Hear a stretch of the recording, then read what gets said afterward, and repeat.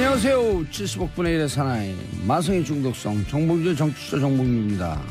자, 지금 이 시각 생방송으로 전해드립니다. 차례를 지내기 위해서 귀향하는 분들 운전 졸지 마시고요. 자, 정봉주가 잠을 확 깨드립니다. 지금 이 시간 여러분이 가장 많이 찾아본 실시간 검색어 고속도로 교통 상황 가장 많이 검색되고 있죠. 정책 의심함입니다. 11시 절정 시간에 저는 절정 방송합니다. 자, 윤성빈 세계 랭킹 1위 선수 오늘 스켈레톤 출전합니다. 이윤택 유명 연극 연출가 성추행 파문 연극계까지 번진 미투 참 심각합니다. 자, 첫 곡 리사오노의 Pretty World 가족과 함께하는 정말 행복하고 예쁜 즐거운 세상 들으면서 1부 돌아오겠습니다. 정봉주의 정치쇼 1부 순서 들어가겠습니다. 저도 새벽같이 산소를 갔다 왔더니 피곤해 죽겠어요. 드릉 잤으면 좋겠어. 자, 1부 순서 뉴스 브리핑 오늘도 빨간 글씨도 쉬지 않고 일하는 극한 직업 미디어 오늘 정상근 기자님 자리하셨습니다. 네, 안녕하십니까. 미디어 오늘 정상근 기자입니다. 예, 월급은 제대로 주죠? 월급이요? 예. 방송에서요? 아니요, 미디어 오늘. 미디어 오늘에서. 예. 네, 제때 주긴 합니다. 제때 주긴 합니다. 네. 좀 느낌이 껄쩍지근한데요. 아니요. 충분히 살만합니다. 예, 네. 알겠습니다. 그래야죠. 먹고 살 만큼 잘 줘야지 노동자들은 열심히 일하는 거예요. 네, 그렇습니다. 자, 샵1035 짧은 문자 50원 긴 문자 100원 문자 보내주시기 바라겠습니다. 졸려 죽겠습니다. 김종님, 봉도사님 새해 복 많이 받으세요. 김종님도 한층 포근해진 날씨가 귀성길을 재촉하게 만드는 편안하고 여유로운 설 명절 되세요. 자, 귀성길 운전하신 분들 졸지 마시고요. 새해 복 많이 받으시고요. 자, 감옥에 있는 사람들 징역 많이 받으시고요. 오늘 불안합니다. 너무 졸려 보이세요 지금. 국정농단 당사자들 징역 많이 받으시고요. 네. 잘했죠 이거는. 네, 잘하셨습니다. 예, 네. 20년 금방 훅 가요. 최순실 씨가 예. 20년을 받았죠. 네. 예. 정상근 기자는 몇 년 받았어요? 저요? 네. 휴가. 휴가요? 예, 네. 첫 소식 전해주세요. 네, 바로 넘어가겠습니다. 이명박 전 대통령이 차명 소유하고 있는 것으로 의심되는 그 부동산이 있는데 이 부동산에서 나온 수익금을 사저 운영비로 쓴 정황을 검찰이 수사 중입니다. 검찰이 영포빌딩에서 압수수색을 한 자료 중에는 이 다스 협력사인 금강의 이영배 대표 그리고 청계재단의 이병모 사무국장이 관리해온 그 재산 현황 자료가 있었다고 하는데요. 저 두 사람은 이명박 전 대통령의 차명재산 관리인으로 예전부터 지목이 됐던 사람들이었습니다. 근데 이 자료를 보면 이 재산의 수입과 지출이 자세하게 기록이 되어 있는데 이 재산은 문제는 그 이명박 전 대통령의 재산이 아니라 이 외조카인 김동혁 씨 그리고 처남 고 김재정 씨의 재산이었다고 합니다. 그러니까 외조카와 처남의 재산을 그 MB의 재산관리인들이 관리를 했다는 것이죠. 그럼 이제 이 돈을 어디에 썼냐라고 하면 이 장부에 N이라는 알파벳이 자주 등장하는데요. 이 검찰은 이 N이 그 이명박 전 대통령의 논현동 사저를 뜻하는 것으로 확인을 했다고 합니다. 그러니까 한마디로 그 남의 재산을 자기 집 관리하는 데 썼다라는 것이죠. 그리고 이제 김윤옥 여사의 동창회비에도 이 돈이 사용된 것으로 파악됐다고 합니다. 이게 만약에 이거를 김동혁 씨나 아니면 이 김재정 씨의 가족들이 몰랐다고 하면은 고소를 해야 될 좀 그런 사안인 거죠. 노민으로 갖다 썼으니까.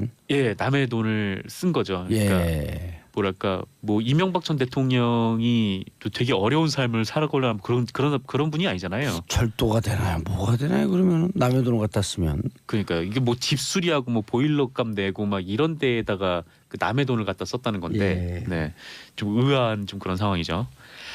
그리고 이와 함께 검찰은 이명박 전 대통령의 아들 그 이시영 씨가 다스를 승계하는 과정을 들여다보고 있는데요. 이 다스 계열사들이 이시영 씨가 인수한 그 해암 그러니까 지금은 다온이라고 불리는데요.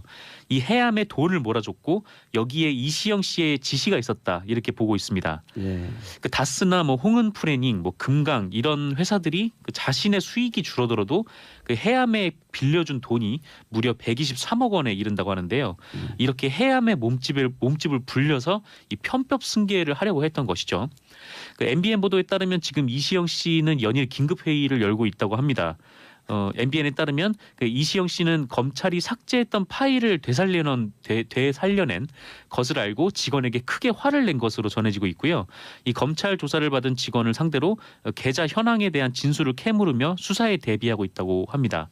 그래서 증거인멸 가능성까지 제기되고 있는데요. 아유, 그럼 구속영장 청구되면 발부가 되겠네요. 그렇죠. 이 실제로 때문에. 네네 실제로 이 검찰이 14일 청계재단의 한 간부가 이 수사 단서를 없앤 혐의를 발견을 해서 구속영장을 청구한 바가 있거든요. 네.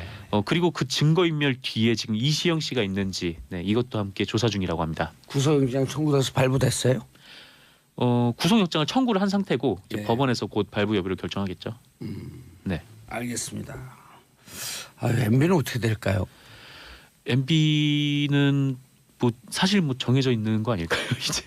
근데 워낙 지금 혐의가 많고 다양한 데다가 지금 뭐 다스가 누구 거다 아니면 뭐 그 차명재산 도곡동 땅이 누구 거다 이런 관련 증거들이 계속해서 지금 나오고 있는 상황인 거잖아요. 예. 그래서 결론은 뭐 지금 검찰이 MB 그러니까 이명박 전 대통령을 다스의 주인으로 보고 있고 도곡동 땅의 그 차명 재산을 가지고 있던 주인으로 보고 있다는 것이기 예. 때문에 이게 곧 올림픽이 끝나면 소환을 한다고 하니까 예. 네 아마 뭐 혐의 입증에는 그렇게 무리가 없지 않을까. 네 그렇게 좀 보입니다. 올림픽 시청권을 보장하는 건가요? 올림픽 시청권. 네, 지금 올림픽을 보고 계시는지도 잘 모르겠네요. 예, 오늘 스켈레톤은 보고 계시겠죠. 뭐 그럴 수도 있겠지만, 네. 지금 뭐 이시영 씨, 이명박 전 대통령의 아들인 이시영 씨도 매일같이 영법빌딩에 출근을 해서 대책회의를 한다고 해요. 예. 네, 매일 대책회의래요. 네. MBN 보도에 따르면 그렇다고 하네요. 그러니까 자신에게 수사망이 좀 좁혀오니까 이게 좀 긴장을 한 건지 아니면 뭐 대책을 지금 논의를 하고 있다고 합니다. 어디 그 범죄 인도 협정 없는 그 출국 금지가 안 돼 있기 때문에 네. 그냥 튀는 게 상책인데. 뭐 1도 2부 3배 가시죠. 첫 번째는 도망가라. 예, 1도. 네. 검찰이 수사가 조여온다. 네. 그 검찰이 알려준 거예요.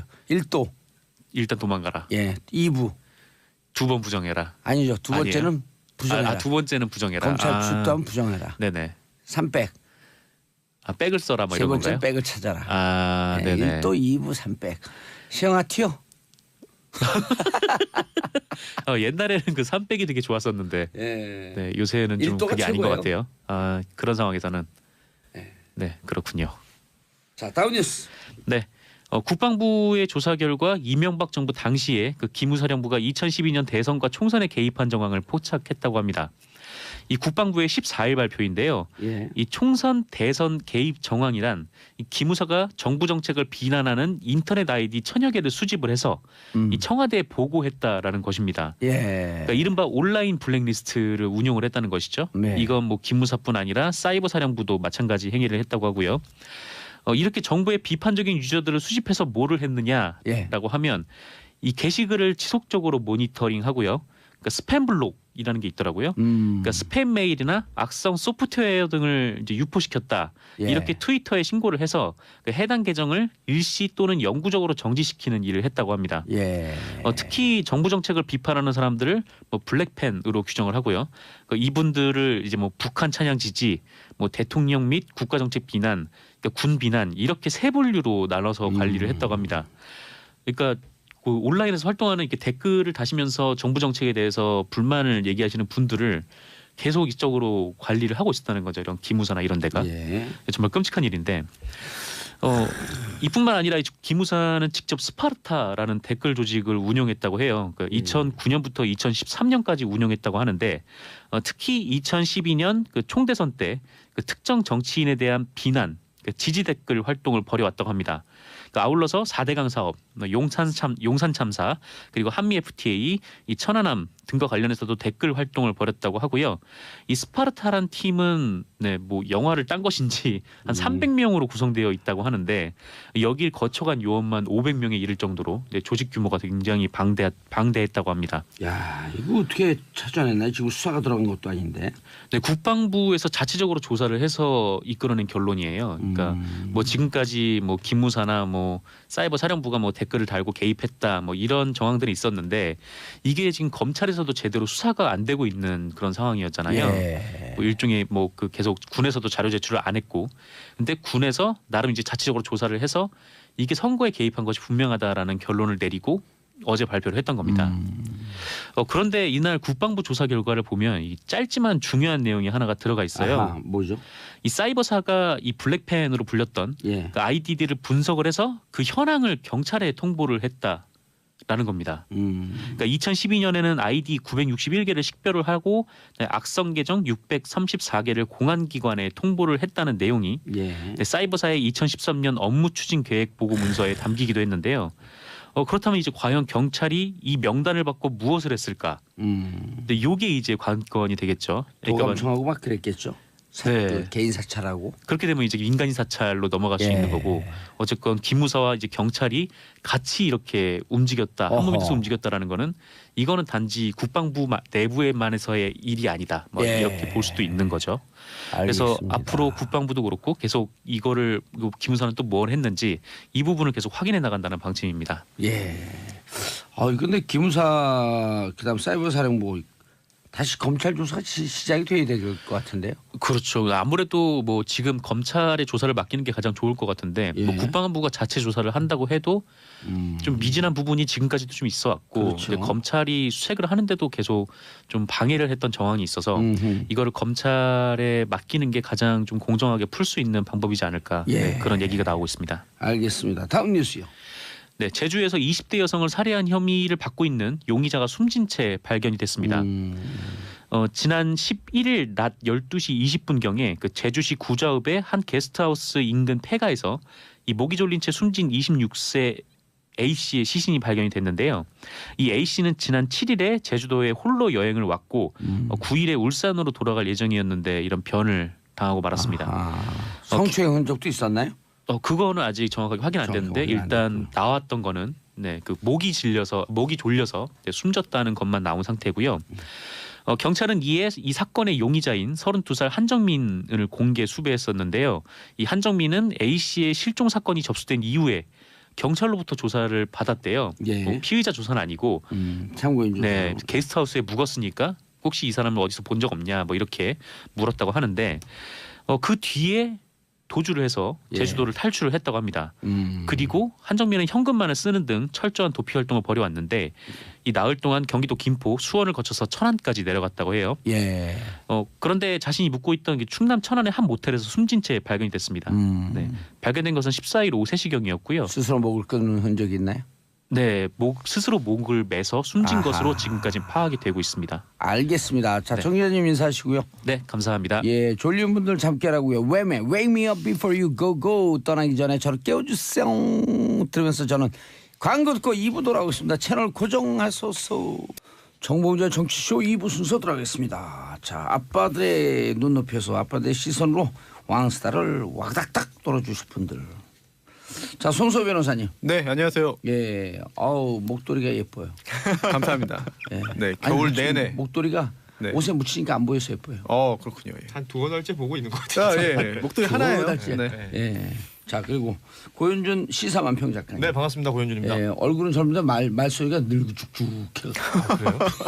구수합니다. 설날이니까. 예, 구수하죠. 충청도 사람인데 충청도 울산에서 오셨죠? 네.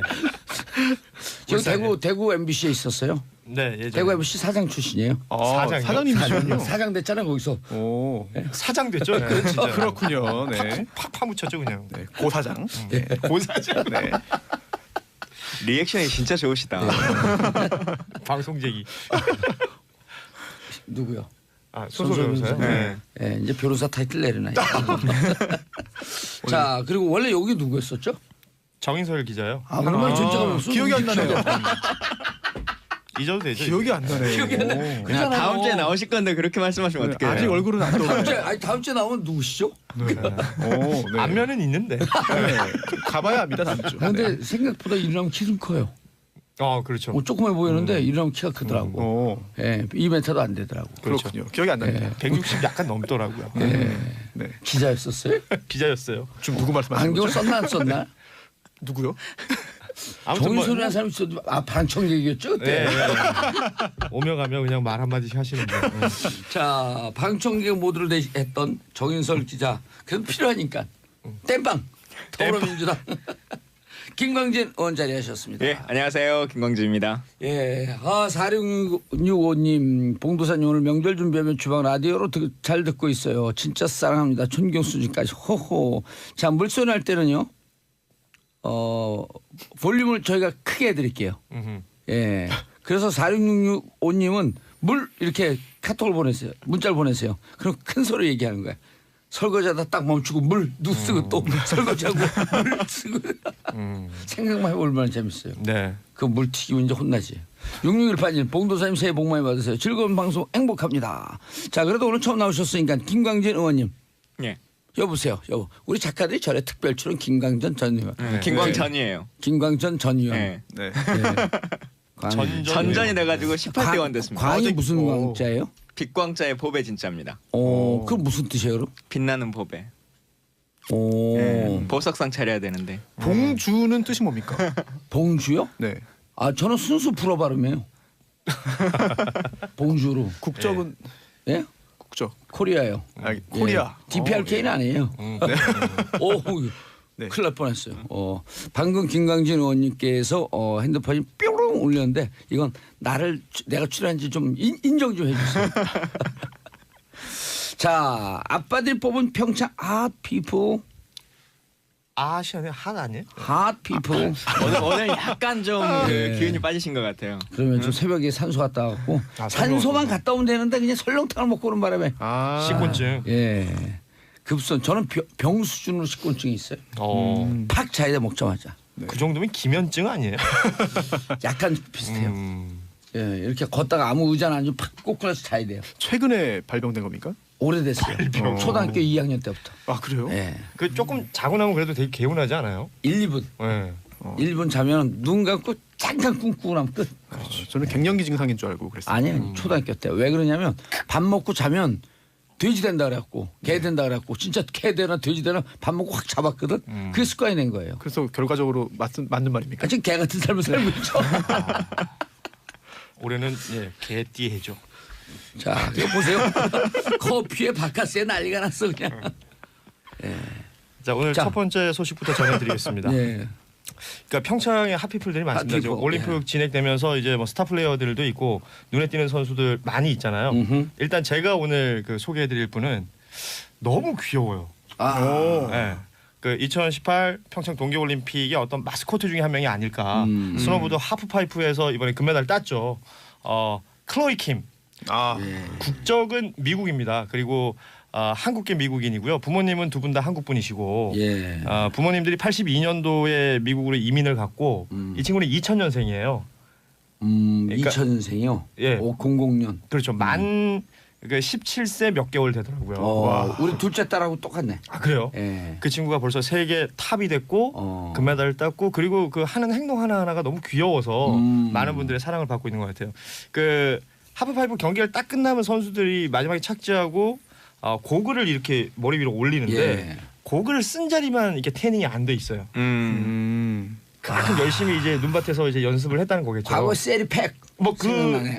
박세리 선수의 발 같은 느낌. 발목, 예. 양말. 그래서 그 모습도 너무 귀엽더라고요. 아무튼 굉장히 인기를 끌고 있는 이 클로이 킴이 인기가 어느 정도냐면 이 친구가 그 SNS 계정에 팔로우가 10,000명대였다가 예. 이거 올림픽 출전하고 지나면서 14만 가까이로 늘어나 버렸어요. 14배가. 그러니까 그만큼 많은 사람들이 관심을 끌고 있는 이 클로이 킴인데 왜 핫피플이라고 제가 선정을 해봤냐면요. BBC에서 보도를 하나 냈어요. 그러니까 한국에 있는 많은 그 누리꾼들이 쓴 SNS상의 댓글들을 쭈루루 긁어서 이제 보도를 한 건데 그 내용 중에 하나가 클로이 킴이 한국에서 자랐다면 그 나이에 지금 금메달 따는 게 아니라 학원을 뺑뺑이 돌고 있을 것이다. 음. 뭐 이런 식의 어떤 자조 그럼 섞인 우리 국민들이 된 댓글들은 우리 국민들이 달았는데 그거를 BBC에서 보도를 했더라고요. 오. 그러니까 성장 환경이나 배경이 얼마나 중요한지도 또 얘기하게 되는 것이고 어찌 보면 우리나라 청소년들의 그 안타까운 현실, 뭐 그 경쟁 속에만 내몰려 있는 그런 모습들도 뭐 이렇게 얘기하는 그 보도가 아니었나 싶은데요. BBC 방송 뭐 이런 걸 보도 이렇게 탓하기 전에 이런 사회를 만든 우리 기성세대 성인들 다 반성해야죠. 반성의 말씀 한마디씩 하세요. 손수호 변호사. 저도 기성세대인가요? 아니 그래도 제일 어르신이 먼저 해야 되는 거 아니에요? 누구요? 우리 저요? 봉도사님. 나이 순서대로 해야죠. 80년 원숭이띠인데. 80년 원숭이 뛰시라고요? 예. 제 동생이 80년 원숭이인데. 네. 형. 네. 형 먼저 해. 네. 거북해. 네. 제가 형으로서 먼저 하겠습니다. 올해 거북이띠예요? 아이고. 네. 사실 그 모든 학생들이 다 공부만 하는 건 아니에요. 네. 아니고 지금도 좀 자유로운 환경에서 자신의 어떤 좀 소질을 개발하기 위해서 자유롭게 생활하는 학생도 많고 또 그렇게 보장해주는 부모님도 많이 계시거든요. 그런데 정말 그게 힘듭니다. 네. 주변에서 누가 뭐 하는데 저쪽 집은 이거 한다는데 그런 얘기 들으면 갈등이 생겨요. 그래서 전체적으로 분위기가 아주 강하게 사교육에 의존하는 그런 분들이 계시다면 그것 때문에 사실 다른 그런 그 평범한 학부모들도 휩쓸려가는 분위기가 분명히 있거든요. 학원의 공포 마케팅. 그렇습니다. 그리고 선행학습 이런 큰일 거. 납니다. 초등학교 네. 4학년 때 이렇게 왜 이제 데리고 오셨어요? 초등학교 1학년 때 시작해도 늦는데. 그렇죠. 특히나 이제 그 특목고라든지 기타 이런 것들의 뭐 장점도 있지만 부작용도 있거든요. 특목고 나오셨잖아요. 아닙니다. 저는 일반고 나왔어요? 인문계 고등학교. 일반고. 사실 설명이 복잡한데 공부 되게 못하는 학생들만 가는 학교죠. 오. 그래요? 네. 원래는. 근데 본인이 가서 다 올려놨다. 아니, 특수지 인문계인데 인문계 바뀌었다 이런 거예요. 설명이 복잡합니다. 특수지 인문계 과거에. 특지고. 지금도 있네. 아니 지금은 그 원래는 인문계 실업계 다 떨어진 학생들이 가는 학교인데 이상하게 선발을 먼저 하는 바람에 이상하게 좋은 학교가 돼버려서 일반 인문계 고등학교의 반발로 그게 아니라 지금은 평준화가 됐습니다. 그게 아니고요. 특수지 인문계 있다가 일반계로 되면 3년 동안 상위 10% 학생들을 3년 동안 밀어줘요. 그 제도의 제도. 그래서 인천에서 뭐 한 20년도 더 됐네요. 25년 전에. 그런 얘기를 계속 해야 될 것 같아요. 네. 얘기만 시켰다가 이제 그러니까 뭐 기성세대 반성하라 그랬더니 반성하는 반성의 의미가 전혀 없어. 본인의 학적부를 까고 있어요 지금.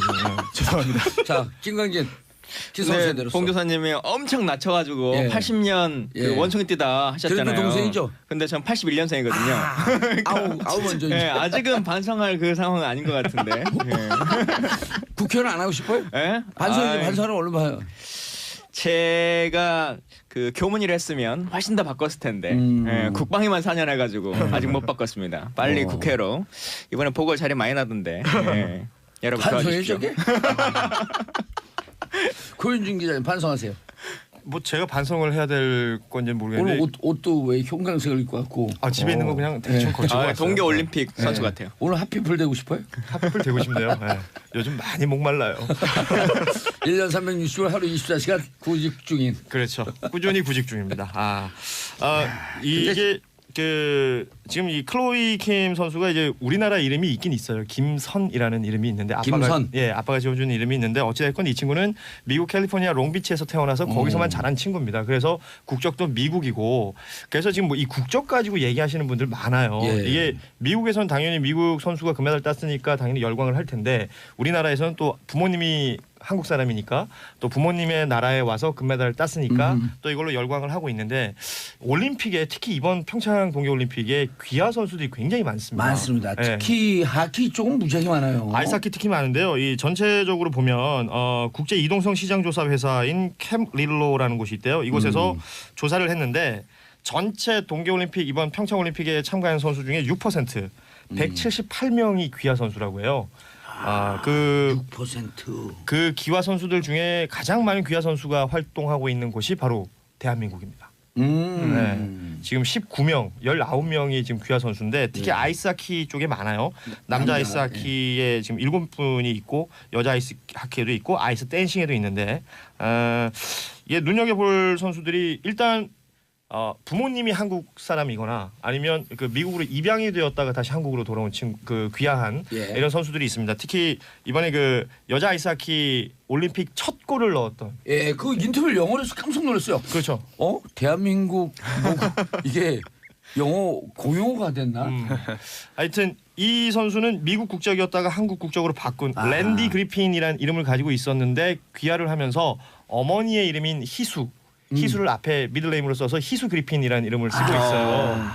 그래서 지금 국적은 대한민국이고 대한민국 국가대표팀 여자 아이스하키 팀에서 지금 활동을 하고 있고 역사상 최초의 골을 올림픽 골을 넣은 선수로 이제 기록이 된 대한민국 이 선수가 선수였어. 그렇죠. 국대전에서. 그렇습니다. 그리고 아이스 댄싱의 이 민유라 선수, 뭐 흥유라로 요새 또 굉장히 주목받고 있는 선수인데 이 선수도 똑같습니다. 미국 국적인데 이번 올림픽을 준비하면서 아이스 댄싱 선수였기 때문에 우리나라에는 뭐 선수층이 워낙 얇아서요. 국가대표가 되면서 국적을 바꿨는데 그 커플로 하는 게임이니까 같이 파트너가 되는 선수가 있습니다. 알렉산더 갬린이라는 남자 선수도 같이 귀화를 해서 대한민국 국가대표로 활동을 하고 있습니다. 예. 이 국적을 바꿔서 출전하는 것에 대해서 아니 뭐 세대가 시절이 바뀌었는데 이제 괜찮다라고 하는 여론도 있고 그래도 그렇게까지 굳이 할 필요가 있냐라는 여론도 있어요. 예. 그렇죠. 불편하시는 분도 계십니다. 그런데 이번 대회 우리나라가 이렇게 한 게 처음은 아니에요. 그럼요. 기존에도 뭐 토리노 올림픽이라든지 뭐 나가노라든지 이런 때도 개최국이 아이스하키 수준이 좀 떨어지거나 기타 여러 종목 동계 스포츠의 저변이 넓지 않을 수 있거든요. 그런 경우에는 굉장히 많은 귀화 선수들을 유치했던 적이 이미 있었고요. 특히 아이스하키 같은 경우에는 남자 아이스하키만 해도 우리나라의 귀화한 선수보다 그 당시는 더 많았다고 합니다. 그럼요. 네. 그리고 또 이게 종목마다 일본에 토리노 같은 이태리도 경우가- 그렇고요. 예, 이탈리아도 그렇고. 이태리도 그렇고 뭐 네. 사실 그 각각의 나라들 특히 뭐 미국에는 워낙에 다양한 그러니까 부모 세대들로부터 봤을 때 이민자 세대들로부터 봤을 땐 다양한 국적들의 후손들이 있잖아요. 거기는 뭐 귀화 이런 개념이 없잖아요. 미국. 인종의 그러니까요. 영광로죠. 그러니까 뭐 예를 들면 메이저리그 쉽게 생각하면 지금 멋진 얘기했어요. 인종의 용광로다. 멜팅팟. 네. 멜팅 팍. 그건까지 몰랐습니다. 그래요? 네. 안녕하세요. 어서 많이 뵌 분인데. 좋은 말씀 고맙고요. 그러니까 메이저리그 멜팅 팟은 자기가 얘기해놓고 좋은 말씀. 메이저리그만 봐도 프로리그를 뛸 때는 미국 국적으로 그냥 자기의 영주권이나 시민권을 다 활용을 해요. 그러다가 WBC라는 국제대회가 있으면 부모의 국적을 인정해줘서 각각의 나라의 국가대표로 또 뛰는 경우들이 있거든요. 그러니까 이런 식으로 이제 각 스포츠 종목들마다 협회하고 많이 바뀌었네 이제. 그렇죠. 예, 그렇죠. 예. 이게 막 이 경기력을 끌어올리고 이게 팬들이 봤을 때 그 일정 수준 이상의 경기력이 나올 수 있게끔 하려는 노력들이 있는 그렇죠. 거죠. 흥행을 위한 거죠. 심지어 우리나라 KT 야구팀에서 뛰는 주권 선수는 중국 대표팀으로 출전했습니다. 그렇죠. 네, 그래요? 화교 출신이죠. 국적은 대한민국인데 오호. 이제 부모님이 중국인지 대만인지 정확히 기억 안 나는데요. 그럼 우리 네, 어렸을 중국으로. 때는 말 바뀌었어. 우리 어렸을 때는 누가 보면 너 어느 나라 출신이야? Where are you from? 네. 그리고 야단치고 그랬는데. 그래요? 야단을 쳤어요. 예, 영어. 반성하십시오, Where are you 기성세대. from? 떼치. 네. 떼치. 그 이게 종목마다 귀화 규정이 좀 다릅니다. 그래요? 그래서 종목마다 협회마다 달라요. 그리고 또 고 작가님이 잘 아시겠습니다만 저보다 더 축구 같은 경우에는 예. 한 번 어떤 국가의 청소년 대표만 해도 다른 나라 국가대표가 될 수 국대를 없잖아요. 국대가 될 수 없죠. 그런데 이번 동계 스포츠는 좀 더 이제 유연하죠. 네. 맞아. 우리나라 안현 선수가 빅터 안 해갖고 금메달 땄잖아요. 그렇죠. 네, 그렇습니다. 러시아 가갖고. 네, 그렇죠. 소치에서. 근데 이번에 못 국가대표 출신인데도 네. 국대가 될 수도 있고. 마찬가지로 우리나라도 이번에 그 스키 종목에 예. 랍신 선수라고 제가 말씀드렸던 것 같은데 러시아 국가대표를 했던 선수예요. 근데 지금 우리나라 국가대표 선수가 되어서 출전을 하고 있거든요. 야. 그러니까 이런 식으로 이제 종목마다의 기준이 다르다는 거 예. 그런 내용들을 아셨으면 좋겠고. 시험에 나오는 건 아니죠. 둘이 그럼요. 너무 진지하게 얘기해. 시험에 네. 나올 것 같아. 그러니까 이게 엄청 잘하시네요. 비판이 있는 부분들에 대해서 예. 우리나라에서 살지도 않았고 우리나라의 정서도 모르면서 그냥 단순히 예. 뭐 이 국제 이벤트에 나와서 뭐 메달을 따거나 자신의 성적을 내기 위해서 예. 귀화를 하는 거에 대한 비판들이 있는데요. 이 부분들에 대해서는 좀 유연하게 생각할 필요가 있지 않나. 경기의 흥행도 그렇고 마찬가지로 봤을 때 이 선수들 개개인에게 봤을 때는 그 기회라는 것이 예. 안현수 선수가 대표적인 거죠. 국가대표를 했었고 메달리스트가 됐고 본인은 그 선수 경력을 이어가고 싶은데 우리나라 뭐 협회의 문제라든지 당시에 있었던 당면했던 문제들 때문에 러시아 국가대표로 귀화해서 다시 아하. 금메달을 딸 수 있고 또 본인은 선수 생명을 계속 연장해 갈 수 있고 네. 뭐 이런 것들에 대해서 좀 약간은 유연하게 생각할 필요가 있지 않나 근데 생각합니다. 올림픽이라는 게 국가 대항전이라고 하는 느낌들이 있는 거잖아요. 예. 근데 그 형식으로 다 바뀌어 나가 버리면 사실 이제 그냥 차라리 국가라고 한 이름들을 좀 버리고 세계 대회처럼 그냥 하면 되지. 그래서 지금 올림픽 정신이 뭐냐를 봐야 될 것 같아요. 이게 올림픽이 정말 스포츠 예. 경쟁만 해가지고 국가대항전 누가 금운동 따느냐만 이렇게 포커싱을 할 것이냐, 아니면 이제 올림픽 정신이라는 게 이번처럼 이 평화에 그렇죠. 방점을 평화 줄 혹은 것이냐. 가장 중요한 게 그 참가라는 의미였잖아요. 올림픽 정신은. 예. 그렇게 봤을 때 경기력이 일정 수준 되는 선수들이 전 세계 선수들이 한 자리에 모여서 그 어떤 장을 펼치고 이것을 전 세계에 있는 또 많은 관중들이 지켜보면서 즐거움을 얻는. 그러면서 그러니까요. 함께하는 의미를 가진다면 이 귀하라는 부분, 물론 소속 팀이 있어야 되기 때문에 뭐 이렇게 저렇게 나눌 수는 있겠습니다만, 그리고 스포츠라는 게 당연히 경쟁이라는 게 있어야 되기 때문에 뭐 얘기를 할 수 있는 부분이겠지만, 참가하고 경기를 즐긴다는 측면에서는 이 귀하에 대한 문제 조금 더 유연하게 보지 않아야 되나, 뭐 이런 생각을 해봅니다. 국가대항전이라는 개념도 또 있네 그게. 있죠. 예. 근데 국가대항전 우리나라하고 일본하고 할 때가 제일 재밌어요. 그러니까 어제 4대1로 졌는데 네. 우리 4골 먹은 거 생각도 안 나고 한 골 한골 먹은 거. 그러니까요. 그게 바로 그 히스 그리핀이라는 선수. 아, 히스 그리핀. 네. 자, 손소 변호사님 뽑은 병창. 병창. 네, 그 가야금 병창. 핫피플. 자, 자, 박규환님 물소리 때문에 큰 소리로 말씀하신다는 말에 너무 감사해요. 늘 힘이 되는 정봉주의 정치쇼 모두 복 많이 받으세요. 덧글 쓰면서 잠시 쉬어가네요. 구영남님. 독감 환자 남편 잠 깰까봐 이어폰으로 정치쇼 들으면서 새우튀김 시작했어요. 새우튀김. 따뜻해요. 야, 남편을 배려하는 이 그 따뜻한 마음. 우리가 크게 웃을 때요. 이어폰을 남편 귀에다 콱 갖다 대세요. 그냥 깜짝 놀라갖고 깨갖고 그냥 새우총으로 오그라들게. 독감 바이러스가 도망갈 수 있어요. 예. 아니 깜짝 놀라면 독감 바이러스 도망가요. 그렇죠. 진짜. 아이 뭐야 이러고 가겠어요. 깜짝 놀라네. 자, 손소 변호사님. 네. 다 얘기하셨죠 이제. 네. 핫피프. 네. 핫피플. 네. 저는 사실 수호랑을 뽑고 싶은데. 손수호랑. 아니, 지난주에 많이 하셨던데. 수호랑이 사람이 아니어가지고 네. 사람으로 보겠습니다. 사람이요? 킴부탱. 킴부탱. 이게 킴부탱 붙여 있으면 읽으면 약간 좀 이해가 안 되죠. 킴부탱입니다. 아, 김씨예요 원래? 성이 부탱. 예, 성은 부탱이고 이름이 킴인데요. 예. 이제 캐나다 쇼트랙 여자 선수죠. 여자 쇼트랙 500m 결승에서 이제 최민정 선수와 이제 대결을 펼쳤습니다. 예. 그럼 최민정 선수가 2등으로 들어왔잖아요. 그렇죠. 그런데 실격당했어요. 그래서 메달 획득에 실패했습니다. 그러면서 4위로 들어왔던 이 킴 부탱 선수가 3위로 올라가서 메달을 따게 됐어요. 그런데 이게 최민정 선수가 실격을 당한 이유가 바로 이 킴 부탱 선수를 추월하는 과정에서 손을 썼다라고 하는 이유로 실격을 당한 건데 먼저 캐나다 선수가 손을 쓴 장면들이 나오던데. 그 두 번이나 이제 포착이 됐기 때문에 예. 아니 그러면 같이 실격이든지 해야지 왜 최민정 선수만 실격이고 킴 부탱은 오히려 4위가 3위로 올라갔냐라고 하는 그런 그 의문이 있어서 우리나라 네티즌들이 굉장히 악플들을 많이 달았습니다. 화난 거 악플다는 건 인터내셔널리 그렇습니다. 네, 무려 10,000건 넘는 댓글이었고 또 댓글 중에 내용이 좀 찾아서 뭐 이렇게 살해하겠다라는 살해 협박까지 있었습니다. 그런 내용들이 있었거든요. 다 키보드 어려운지 알 텐데. 그런데 우리나라 사람들은. 그런데 이게 우리나라에서만 문제가 아니잖아요. 예. 그래서 캐나다 빙상연맹이 나섰습니다. 오호. 캐나다 빙상연맹이 캐나다 경찰에 조치를 요구했어요. 그리고 또 캐나다 경찰이 우리나라 경찰에 연락을 해서 오호. 이 킴부탱 선수의 신변 보호 그리고 악성 댓글 그리고 협박을 한 네티즌들에 대한 수사를 요청했습니다. 그러니까 이게 정서 차이라니까요. 우리는 그냥 친구들끼리나 이제 가볍게 얘기할 때 막 겁주려고 죽고 싶냐? 뭐 이런 걸 하는데 그거 협박이죠. 네, 네. 이들에게는 진짜 심각한 그렇죠. 그 살해 협박이 되는 거죠. 실제로 강원지방경찰청이 이 캐나다 경찰의 요청을 받아서 수사에 착수했어요. 착수했어요? 수사에 착수했습니다. 오. 엄격하게 그러면 이 법 악플 집행을 단 사람은 하면요. 그럼 처벌을 받게 되는 겁니까? 이게 우리나라 사람이 외국인에게 범한 범죄라고 한다면 우리나라 법에 따라서 처벌 얼마든지 가능합니다. 근데 왜 킴부탱한테 그랬어요? 심판에게 했어야지. 사실 또 화가 나기도 하고 또 영상을 바로 보면은 킴부탱 선수도 우리나라 최민정 선수한테 반칙한 거 아니야? 라는 생각이 들기도 하고 또 심판이 누구인지, 그렇죠. 심판 이름을 모르는 심판의 거예요. SNS 계정이 또 활발하게 또 운영되고 있는지는 또 별개의 문제이기 때문에 페이스북이나 인스타를 안 할 가능성이 높죠. 그래서 결국 그 좀 국제적인 문제로 비화되는 양상인데요. 예. 좀 문화 차이도 있는 것 같기도 하고 또 악플에 대해서 대처하는 그런 인식도 좀 많이 다른 것 같은데 사실 김강진 의원님도 또 악플 좀 정치인으로서 많이 받지 않습니까? 악플에는 뭐 거의 탑 쪽 아니십니까? 그러게요. 근데 10,000건 정도라고 그러셨는데 제가 하루 일일 가장 많이 받는 날 65만 건 뭐 이 정도 되거든요. 일일 65만요? 예. 무슨 주제로요?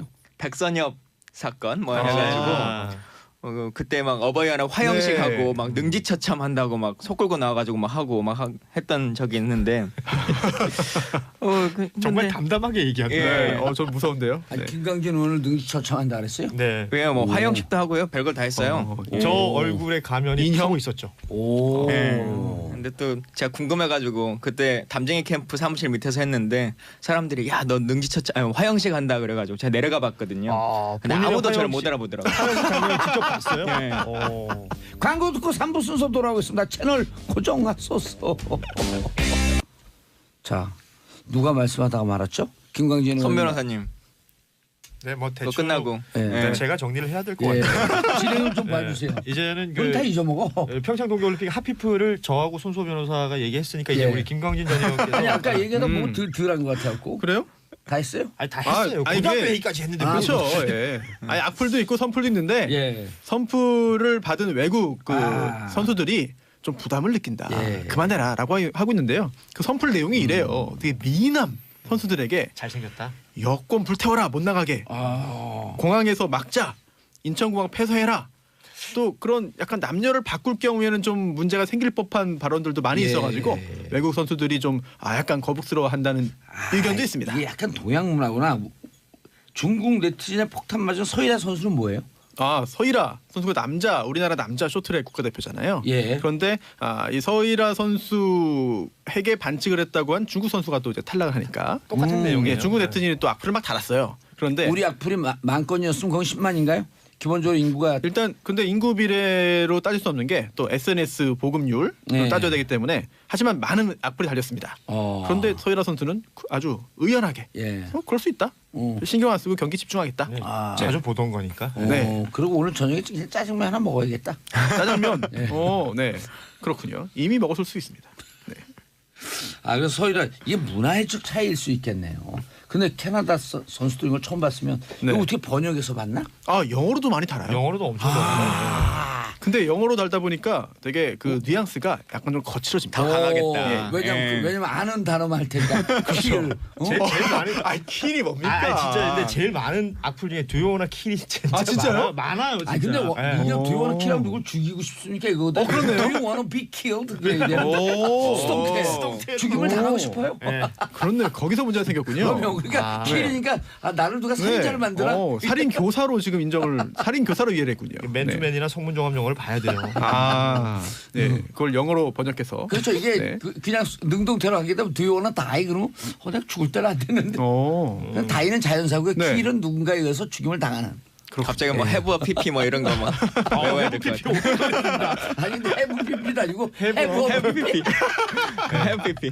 안타깝네요. 예. 김광진 의원님. 예. 핫한 피부. 핫한 피플. 예. 저도 누구를 모셔올까 고민했는데 예. 다들 한 분씩 모셔오는 것 같아서 쪽수로라도 이겨보자. 오호. 예, 저는 여러 명 북한 응원단 오. 230분 모셔왔습니다. 야 정말 정치인 같아. 그렇네요. 네. 아니 곧 뭐 평양에서 출마하시나요?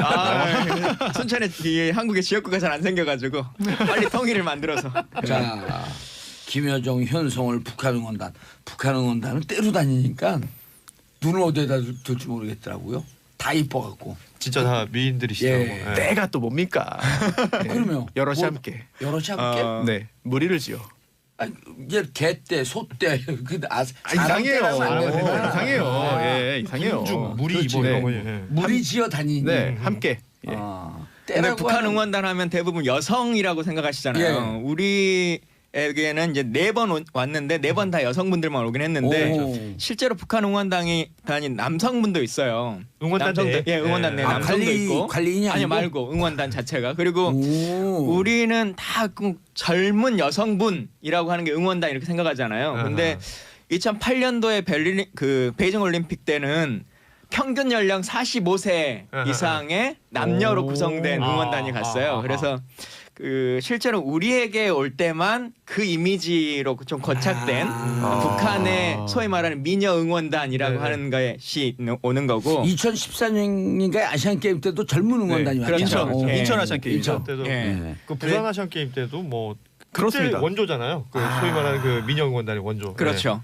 부산 그때 아시안 한 게임 10년 2000년. 전에는 평균 연령이 30세 정도로라고 했는데 지금은 35세 정도로 좀 높여졌다 그러거든요. 예. 근데 여튼 실제로 북한이 뭐 관리라고 할까요? 관리하는 응원단 중에서는 이 여성 응원단만 있는 건 아니다. 근데 우리에게 보낼 때는 약간 자기들 나름대로는 그게 좀 체제 선전이 된다고 생각하는 건지, 더 많은 관심을 끌게 하기 위해서. 관심을 끌 수 있는 방법이라고 생각하는 건지 이제 여성 응원단만을 주로 보내고 있죠. 예.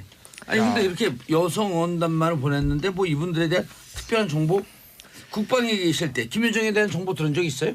김여정, 그러니까 국방위는 사실은 사람에 대한 얘기보다는 무기에 대한 얘기를 주로 하는 것이고, 정보위에서 하나요? 예, 제가 정보위도 같이 했거든요. 그래서 정보위에서는 김여정 얘기들이 가끔 나와요.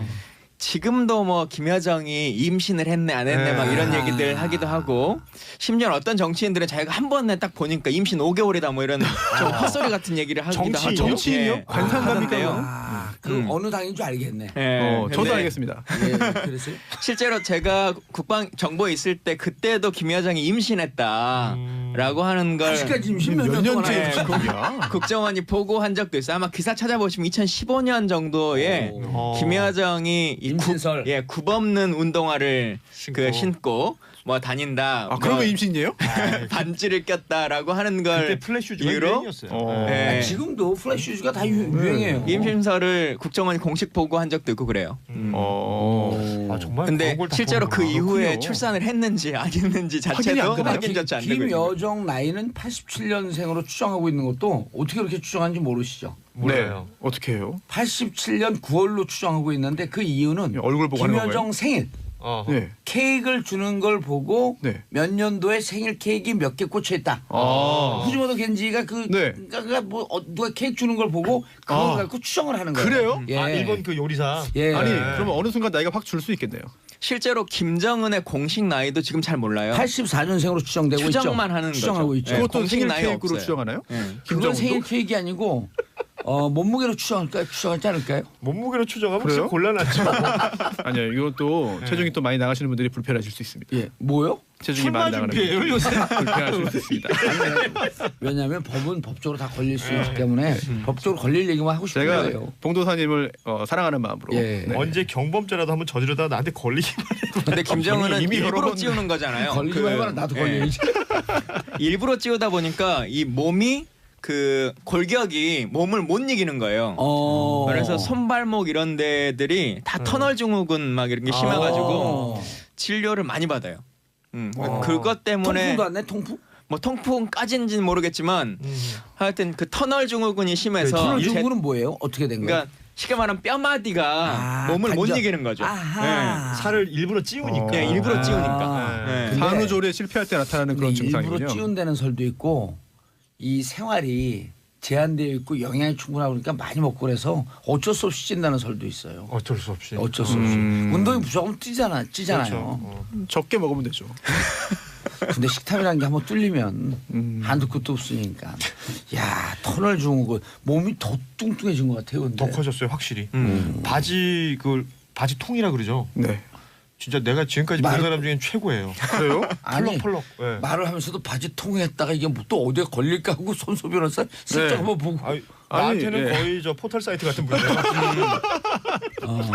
자 김여정 행보를 보면서 어떤 메시지를 읽으셨냐? 김여정요. 예. 사실 이제 김여정이 내려오고 하는 과정을 봤을 때 그러니까 북한은 외교라고 하는 걸 생각하면 우리는 어느 나라랑 가장 동등하다 이렇게 생각할 것 같으세요. 북한의 입장에선 자기들은. 미국이요. 그죠? 미국이 하는 대로 우리도 똑같이 할 거야. 이제 이 생각이 있는 거죠. 우리 격을 맞추려면 미국대로 해야 된다. 미국이 그 대표단의 단장으로 누가 이번에 왔습니까?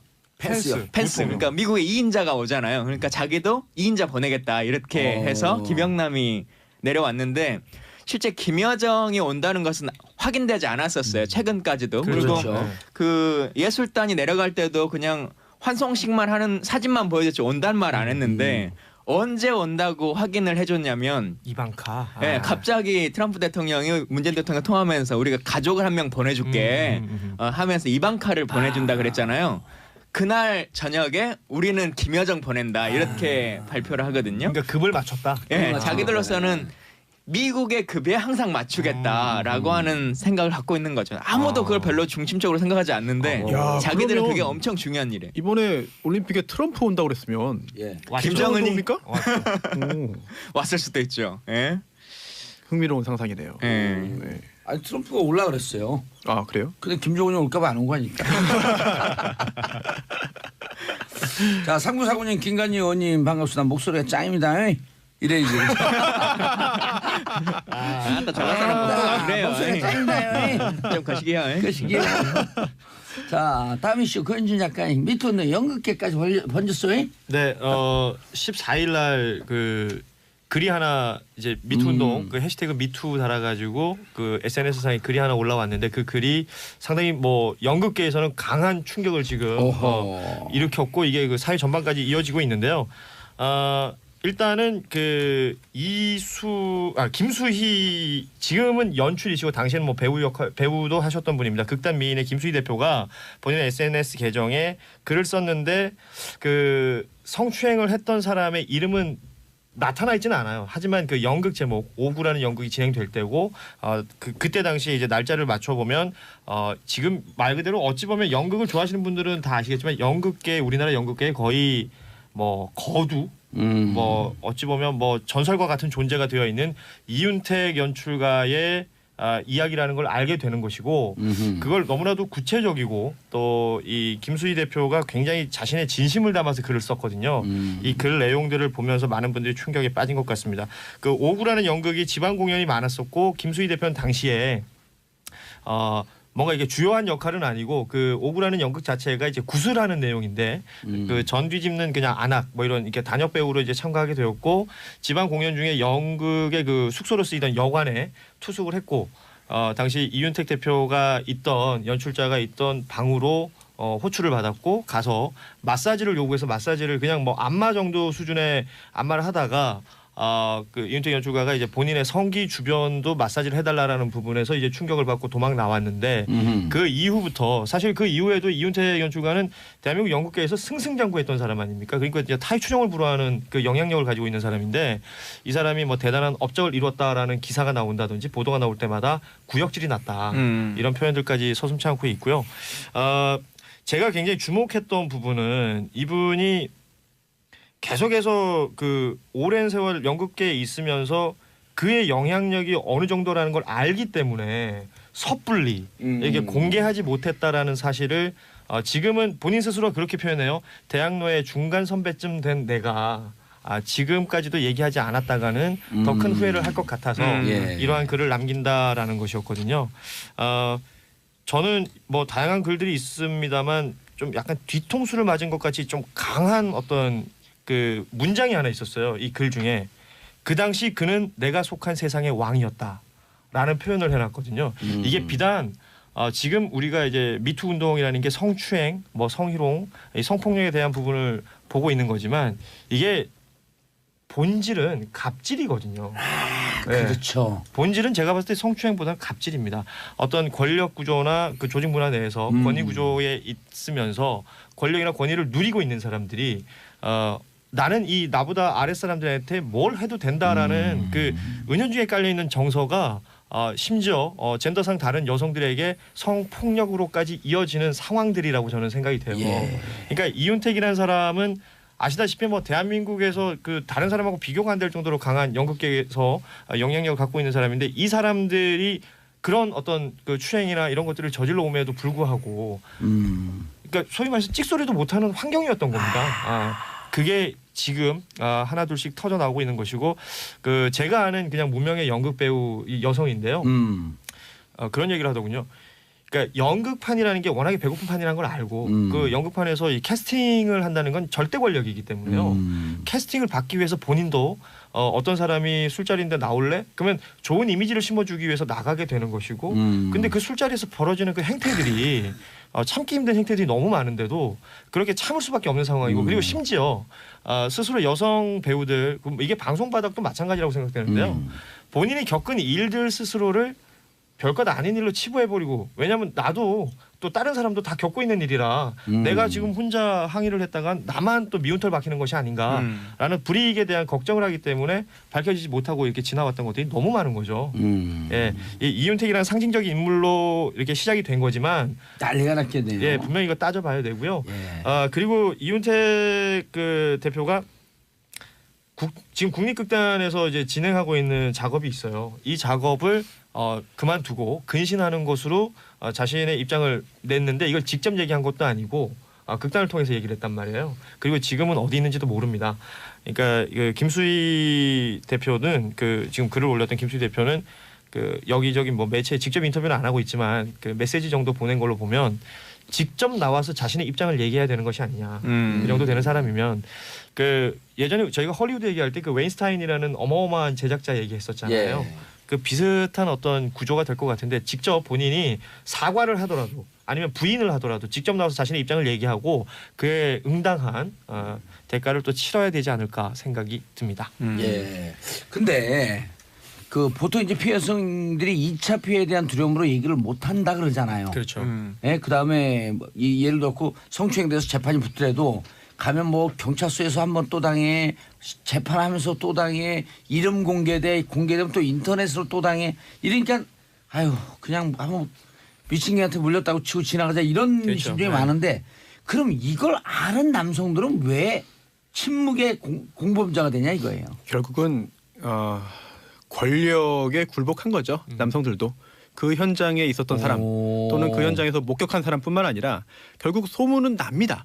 그런데 그 소식을 전해 들은 사람도 의협심을 발휘해서 문제 제기를 했다가는 내가 얻는 것도 없이 오히려 그 조직 내에서 왕따가 될 수 있겠다. 아니면 실제로 그런 행동을 한 사람들이 권력이 있다고 한다면 그 권력에 내가 희생될 수 있겠다. 내가 얻는 것도 없이 그런 불이익을 감수할 이유가 뭐가 있겠느냐라고 하는 생각에서 문제 제기 안 하고 모른 척 그냥 눈 감고 귀 닫고 한 게 아닌가 싶어요. 그러니까 이 남성분들에게도 우리가 그랬으면 더 좋았겠다라는 생각은 갖긴 하잖아요. 예. 근데 그럼에도 불구하고 이분들에게 모든 책임을 지울 수가 없는 게 사실 어찌 보면 피해자에게 하는 것과 똑같을 수 있는 거예요. 피해자가 그렇죠. 그때 뭐 더 얘기를 하지 세상에 말하지라고 하는 것도 우리가 2차 가해를 하는 거잖아요. 마찬가지로 그 옆에서 봤던 분들에게도 이 제도와 시스템이라고 하는 것이 바뀌지 않은 상태에서 이 문제 제기를 하면 스스로 살아날 수 없다라고 하는 것을 인지하고 있는 상태인데 우리 제도를 바꿔줘야 되는. 그러니까 군대도 보면 학교 폭력도 마찬가지고 군대도 마찬가지고 병장이 이등병을 때리잖아요. 근데 보고 있는 일병이나 상병이 문제 제기를 못하는 이유가 그렇죠. 이걸 문제 제기했을 때 나를 보호해 줄 수 있을 만한 시스템이 있느냐라고 하는 것에 대해서 지금 확신이 없는 거거든요. 근데 그 확신이 드는 어떠한 공간에서는 다 항의를 해주는 거지 않습니까? 같이. 그래서 그 주위의 사람들에게만 모든 책임을 또 지울 수는 없는 게 아닐까 군대 싶어요. 내에서 소원수리 한번 써봐요. 그 부대 발칵 뒤집어집니다. 무기명이 없죠. 다 실명이죠, 실명제. 진짜 이건 이런 시스템 진짜 말 그대로 시스템이 개선되지 않으면 계속해서 반복될 거예요. 아니 군대 최근에 뭐 군 검찰의 군대 개혁 방안의 하나로 군 검찰이 아니라 고등 법원이 없어진다 그랬나요? 군사 재판을 1심만 군사 재판으로 하고 2심서부터 1심 재판부터는 일반 재판으로 넘기자. 그거 좋은 아이디어예요. 물론 이제 원래 주장들은 평시에 군사 재판을 폐지하자라고 그렇죠. 하는 주장들이 이제 많이 있었는데 그래도 1심은 남겨놓고 2심부터라도 밖으로 빼자 지금 이렇게 이제 결정이 난 거죠. 재판장이 군대예요, 군인이에요, 그냥. 그러니까요. 법률도 모르는. 자, 이학수 전 삼성전자 부회장이 검찰 출석했다. 네, 다스 소송 비용 대납한 의혹이죠? 그렇습니다. 오늘입니다. 그런데 이미 예상이 됐어요. 왜냐하면 삼성전자 사옥뿐만 아니라 이학수 전 부회장의 집도 압수수색이 이미 여러 차례 있었거든요. 이거는 검찰에서 뭔가 잡았다. 아하. 이미 40억 잡아놨다. 대납한 그 얘기죠. 그렇습니다. 이게 다스 BBK가 또 등장합니다. 이게 다스가 BBK에 투자를 했고요. 예. 그 투자금을 돌려받기 위해서 미국에서 소송을 제기했어요. 그런데 그때 다른 일반 투자자 주주들도 있었기 때문에 먼저 돌려받기 위해서 서둘렀고, 예. 근데 미국에서 소송의 성과가 별로 없었습니다. 예. 그래서 굉장히 유능하다고 알려진 그런 그 로펌을 선임해서 새롭게 예. 이제 그 법적으로 대응을 하는데, 그 로펌이 바로 삼성전자의 주요한 그런 파트너였던 법무법인이었고, 예, 이름이 뭐죠? 에키슨 검프인가요? 네. 에이킨 검프죠. 에이킨 검프. 네, 에이킨 검프라는 그런 그 포레스트 로펌. 검프가 아니라 에이킨 네, 검프. 에이킨 검프. 그 얘기 할 줄 알았어. 네. 저도 아니, 어제 우리 네. 무슨 다른 방송 하는데 사부에서 나올 전용 작가가 이게 네. 무슨 포레스트 검프도 아니고. 네, 그렇군요. 에이킨 검프입니다. 그런데 이게 수십억 원의 변호사 비용이 건졌다. 예. 왜냐면 돈 안 받고 안 해요. 그런데 아니 근데 여기서 네. 전화가 왔다는 거 아니에요? 다스에 네. 전화 왔고 당신들 그거 신경 쓸 거 없다. 우리가 무료로 그렇습니다. 해줄게. 네. 그래서 이상한데요. 실제로 이득을 봐야 되는 일 맡긴 다스는 돈을 한 푼 안 내고요. 예. 삼성에서 대납을 했다. 아하. 그럼 왜 어떤 목적으로 대납을 했느냐? 예. 이게 다스가 이명박 전 대통령의 회사가 아니고서는 도대체 삼성전자가 왜 이렇게 수십억 원의 돈을 대신 내줬겠느냐라는 의혹을 갖고 있는 것이고요. 이심 전심으로 그냥 이 무상으로 네, 법률 대리인 역할을 해주니까 4개월 뒤에 있다 그냥 저절로 이건희 씨가 사면복권인데. 네, 당시에 이건희 회장이 삼성 비자금 관련된 문제가 터져서 예. 재판을 받고 유죄 판결 선고받습니다. 3년에 5월. 네. 3년에 5년. 징역 3년에 집행유예 5년. 5년. 집행유예를 선고할 수 있는 아주 최고한도죠. 예. 그거보다 좀 더 형량이 높았으면 집행유예가 안 되는 겁니다. 그런데 이렇게 해서 풀어준 상태인데, 그게 딱 말하는 3호 시스템이라고. 네, 정찰제죠, 정찰제. 예. 3호 정찰제. 그런데 이게 확정되고 4개월 만에 사면을 하는데, 예. 이게 특별 사면이었어요. 그때 딱 한 명이죠. 예, 이건희 회장만을 위한 사면을 했고, 그 그러니까. 대가로 예. 변호사 보수를 준 거 아니냐? 라고 검찰은 의심하고 있다. 뇌물이다라고 판단한 것 같아요. 2009년에는 이건희 한 명. 네. 그렇죠? 2017년에는 정봉주 한 명. 참 이상한 나라야. 지금 두 분이 급이 같은 건가요? 예. 자, 네. 두 분, 세 분이요. 오늘 명절 연휴에도 나와주셔서 감사합니다. 인사하시고요. 네, 네, 감사합니다. 예, 6365님, 봉도사님 패널분들 연휴 시간에도 생방송으로 고생해 주셔서 감사합니다. 자, 보기 전에 no matter what 무엇이든지 간에 듣고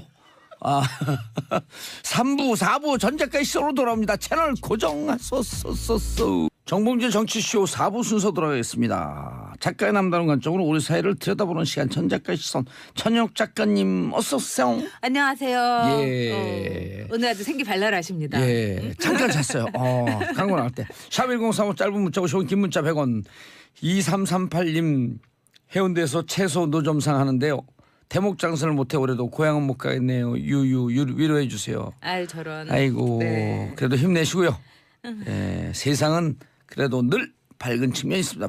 밝은 측면을 보시고 근데 힘내시기 진짜 바라겠습니다. 올해는 이 그대로 장사하는 분들이 많으신 것 같아요. 저도 이제 그 설날 이 뭐 친척들 모이니까 이 산뜻하게 회 좀 뜨려고 물어봤더니 그날도 회를 뜰 수 있다고 문 예. 연다고 그러시더라고요. 그러니까 다들 진짜 열심히 사시는 것 같아요. 그럼 상황이 전 상황이라. 작가님한테 또 동네 네. 카페에서 문자 왔잖아요.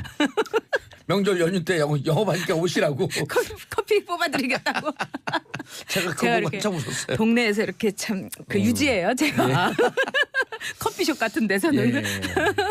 또 전 작가님 이게 그 파워블로거니까 여기 커피 맛있어요 그런 순간 쫙 또 몰리잖아요. 아니 정말 저는 열심히 사는 이제 그 후배들이라든가 일하는 분들한테는 조금이라도 도움을 드리고 싶어서 예. 또 이렇게 지나가다가 저 집에 손님 없으면 들어가서 전 진짜 한 잔 뽑아갖고 가기도 하고 그래요. 예. 네. 자 그럼 오늘 기분 좋을 거 아니에요. 오늘 그분들이. 명절 연휴에 네. 원래도 오랫동안 하셨지만 네. 오늘은 네. 제가 대변인으로 임명할게요. 네. 대한민국 며느리들의 대변인. 네.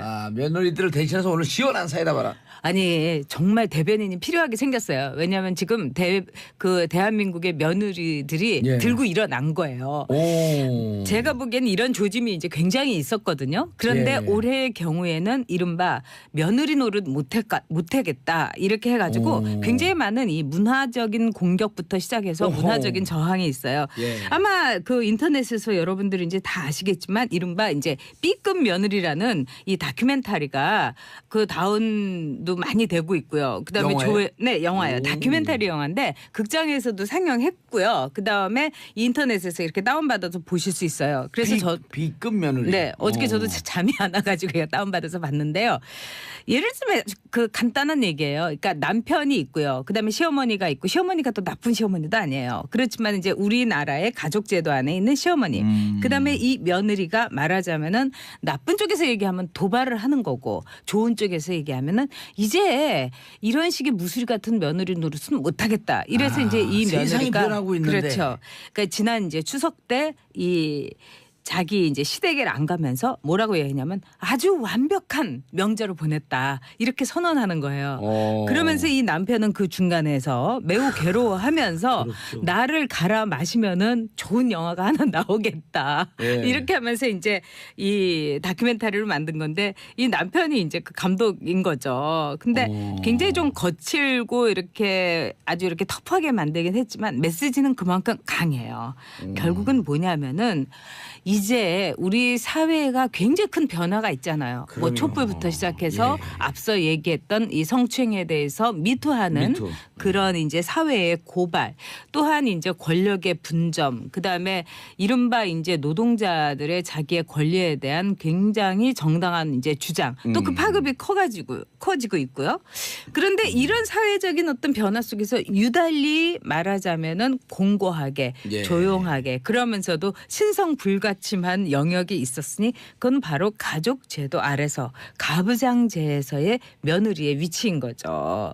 그래서 여기에 대해서 B급 며느리라는 영화도 있었고 며느락이라는 그 웹툰, 그다음에 또 이 굉장히 그 재밌는 여러 가지 이제 그야말로 이제 우리 사회에서 한 며느리가 쓴 거예요. 김영주라는 작가가 쓴 건데 며느리 사표라는 책도 나왔어요. 그래서 이분은 53살 그 이미 이제 23년에 결혼 생활을 하면서 아주 꿋꿋하고 참 참아가면서 결혼 생활을 하다가 며느리 사표를 딱 제출하고 5년 동안의 일을 쓴 거예요. 그리고 남편하고도 떨어져서 조론이라는 형태로 있어 봤고. 조론이라고 하는 용어도 무섭죠. 정확해요. 예. 무섭죠. 남자들은 다 무섭다고 하대요, 저한테. 무섭죠. 근데 여기에서 우리가 느껴지는 건 뭐냐면 이제 더 이상 어떤 한쪽의 그 희생을 우리가 요구해서는 안 된다. 저 역시 이제 경험한 거죠. 왜냐하면 보통 때는 이 가족제도 아래에서도 지금 핵가족화되어 있기 때문에 굉장히 평등한 거예요. 예. 그래서 뭐 같이 휴일에는 뭐 치킨도 시켜 먹고 다 평등하게 뭐 집에 일도 뭐 나누기도 하고 그러다가 딱 명절이 돼서 시댁에 가면은 남편은 왕이 되는 거예요. 예. 그래서 이제 시댁의 어르신들하고 딱 술 한잔 하면서 덕담을 나누고 그다음에 이제 며느리는 완전히 수락관에 이제 무수리가 되는 거예요. 그래가지고 계속해서 미숙년 노동에다가 어떻게 보면은 아주 그 단순 노동을 반복하는 거죠. 은행을 막 열심히 까고 그다음에 설거지를 방 까고 하고. 설거지 하고 그다음에 제사상이라는 게 이제 그 우리의 시어머님들은 제사상을 화롭게 해야지 자손이 복 받는다 이렇게 생각을 하죠. 조상님들에게도 면도 살고. 그렇죠. 근데 사실은 예전에 우리가 이렇게 제사상을 시제 같은 거 빼놓고는 그렇게 호화롭게 지내질 않았어요. 맞아요. 그게 네. 이 문화가 생긴 지 얼마 안 됐다고 그렇죠. 그러더라고요. 그리고 우리가 뭐 진사댁이라는 뭐 음식점 상호도 있었지만 막상 가서 보면 진사들이 받는 밥상이 굉장히 조촐하고 건박합니다. 그렇게 살았어요. 근데 이제 그런 호화로운 제사상도 참 힘들긴 하지만 더 힘든 거는 그 어른들, 그 남자 어른들의 술상에다가 뭐 이 제사상 끝나고 나면은 이제 밥 먹고 그러면 거기에다가 이제 술 심부름 해야죠. 안주 계속 돼야죠. 그뿐이 아니죠. 뭐 간식, 식혜 뭐 별별 게 다 있어요. 그러고 나면은 또 이제 친척들이 한 3, 40분 많은 분들은 집에 와서 주무시면은 그 이불 빨래부터 시작을 해가지고 굉장히 힘들어요. 또 그냥 술을 그냥 드시면 괜찮아요. 어른들이 너는 둘째 안 보니? 뭐 힘들어서 며느리 생활은 너 혼자 하니? 뭐가 이렇게 힘이 들어? 그리고 이제 당신들끼리 또 술잔 던지면서 싸우는 거예요. 진짜 그래요. 맞아요. 그것도 과거의 지사의 일을 가지고. 네. 그래서 이런 걸 통해서 이제 우리가 앞으로 이런 제사라는 이 제례 문화가 저는 무조건 이제 이거는 없애야 된다 그렇게 생각하지는 예. 않아요. 근데 현실적으로 볼 때 많은 분들이 이렇게 얘기하죠. 그런 이제 대접을 받는 어르신들조차도 이거는 이제 나 죽으면 끝이다. 누가 제사를 지내겠냐 이런 현실 인식은 하고 계신 거예요. 예. 그렇다면은 이 제사 의식이라든가 이걸 매우 간결하게 해서 간략하게 해서 정말 명절은 즐거워야 명절이 아니겠어요? 예. 그러면은 이제 돌아가신 조상님께서도 세상이 변한 걸 아실 거고 그다음에 한비자도 그러지 않았습니까? 세상이 변하면은 일이 달라져야 된다. 맞아요. 일이 달라지면 거기에 대처를 해야 된다. 이런 말을 했어요. 예. 그리고 이제 뭐 서양에서도 우리가 이제 그 서양의 뭐 중세 뭐 영화를 보면은 영주가 그러잖아요. 내가 이 권력을 정말 끝까지 갖고 싶은데 어떻게 하면 되냐? 변화하면 된다. 그렇게 얘기해요. 그러니까 이제 변화를 하면 된다고 봅니다. 그래서 제사를 하고 싶으면은 정말 이 어르신들께서 남자분들이 제사상은 우리가 하고 아니면 우리가 이 택배로 요새 해주는 것도 있으니까 한번 그냥 택배로 배달을 시켜가지고 한 다음에 우리 모두 즐겁자. 며느리도 같이 와인도 마시고.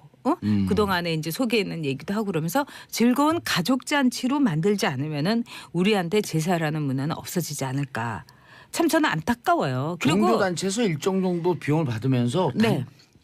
단체로 해주는 그런 데들도 조금씩 생기더라고요. 있죠. 그러면 그 종교를 믿는 네. 그 가족 몇 분이서 싹 하고 네, 네. 오는 거예요. 집은 그냥 평온하고. 그렇죠.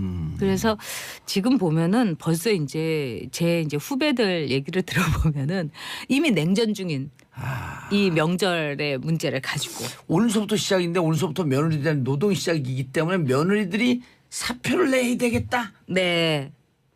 야, 그런 생각도 며느리 하고 사표. 지금 이제 며느리들이 예전의 며느리들이 아닌 거죠. 그렇죠. 그리고 평소에 우리나라가 이제 핵 가족화되고 또 여성들도 이제 경제 활동을 하게 되면서 예. 굉장히 평등해졌고 어떤 점에서는 여성들의 파워가 더 강해졌어요. 아니 전문 분야에 점점점 여성들의 인력이 늘어나더니 과반이 넘는 데들이 많이 생기잖아요. 네, 네.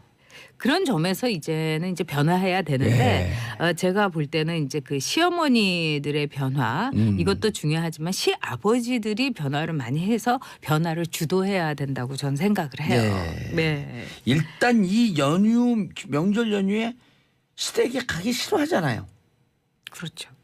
시월드, 시월드. 그다음에 뭐 시몬, 시댁 몬스터 뭐 이런 말이 있는 거는 그렇게 전 좋은 일은 아니라고 생각해요. 그러니까요. 왜냐하면 사실은 명절은 이제 온 가족이 1년에 이제 한두 번 모여갖고 또 얼굴 보고 즐거운 얘기도 하는 건데 예를 들면 이제 서양의 같은 경우는 이른바 이제 그 터키를 먹으면서 뭐 즐겁게 하는 뭐 추수감사절 같은 거 있지 않습니까? 네. 그럴 때 추수감사절에 가기 싫어하는 그 이렇게 며느리들은 별로 없어요.